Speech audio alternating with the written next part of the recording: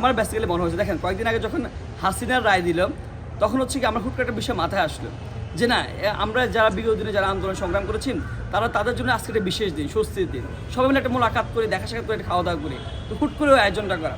অনেকে ভাবতেছি আমি যেহেতু হচ্ছে বামপন্থী বেশি মানে ডান বা সরকার আলোচনা আমি ভিন্ন কোনো উদ্দেশ্য থাকতে পারে। আজকে আবার বেগম যেখানে যখন মানে প্রোগ্রাম করলাম তখন মানুষ ভিন্ন কোনো উদ্দেশ্য থাকতে পারে।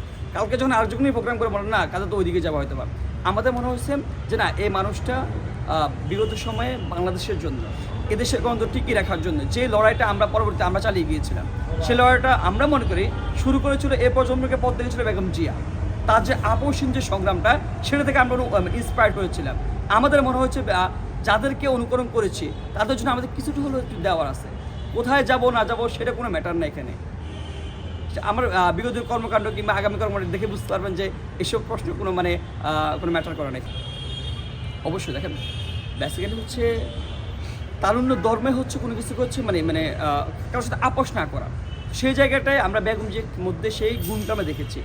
তো তরুণ হিসাবে আবার বাংলাদেশপন্থী যে রাজনীতিটা, মানে সব কিছুর উদ্দিকে রাজনীতি, বাংলাদেশপন্থী রাজনীতি, সেটা আমাকে আইডল হিসেবে মানে অনুকরণ করো। আপনি দেখেন বেগম জিয়া কিন্তু সময় কিন্তু মানে যে একতরফা যে নির্বাচনের কথা বলে 96 সময় তিনি চাইলেও কিন্তু হচ্ছে হাসিনার মতো তিনি একদম 1000-1500 লাশ পড়ায় তিনি থেকে যেতে পারতেন ক্ষমতার মধ্যে, আমরা দেখেছি। কিন্তু তিনি সেটা করেন নাই। তার অস্তিত্বের মধ্যে মজ্জা ও ধারণার মধ্যে সেটা নাই। কিন্তু ঠিক ওই 15 দিনের মাথায় আবার নির্বাচন দিয়েছিলেন। তিনি চাইলেই কিন্তু 2000-3000 মানুষ মেরে থাকতে পারতেন।